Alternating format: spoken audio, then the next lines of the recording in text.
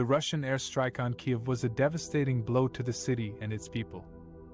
The attack, which killed at least 11 people and wounded 64, and hit critical infrastructure facilities such as power plants and bridges, leaving parts of the city without electricity, was one of the biggest attacks on the capital since Russia's invasion of Ukraine last year. The strike was carried out by a combination of missiles and drones, fired from air, sea and land.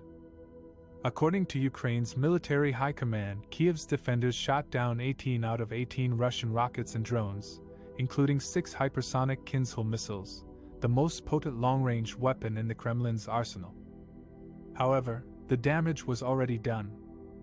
Among the sites hit by the Russian projectiles were a children's playground, a zoo, and a crucial bridge that connects the city with the rest of the country. Debris fell on several suburbs, causing fires and explosions. Emergency sirens woke residents at 2:30 a.m. local time and forced them into bomb shelters. Many locals spent a sleepless night in fear and uncertainty. The attack was a response to an explosion that damaged a bridge to Crimea 2 days earlier, which Putin blamed on Kyiv and described as an act of terror. He warned of more attacks if Ukraine continued to carry out terrorist attacks on Russian territory. The Ukrainian government denied any involvement in the bridge blast and accused Russia of escalating the conflict.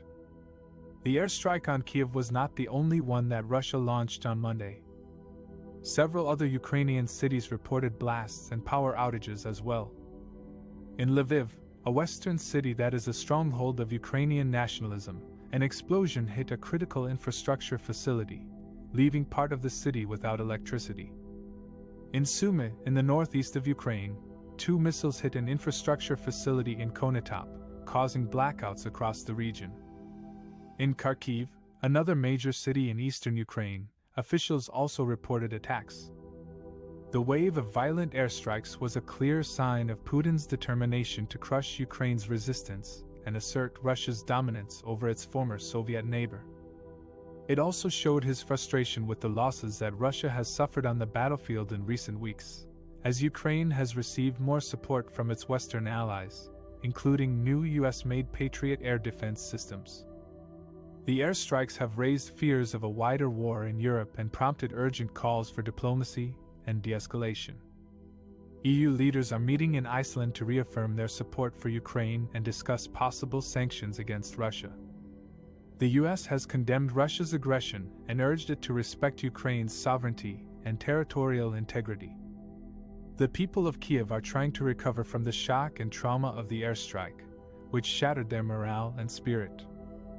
They are also bracing for more attacks from Russia, which has shown no signs of backing down or easing its pressure on Ukraine.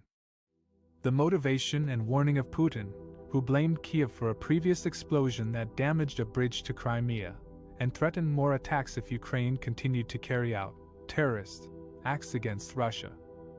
The massive wave of Russian airstrikes that rocked Kyiv and other Ukrainian cities on Monday was a clear sign of Putin's anger and frustration after a mysterious explosion damaged a vital bridge to Crimea 2 days earlier.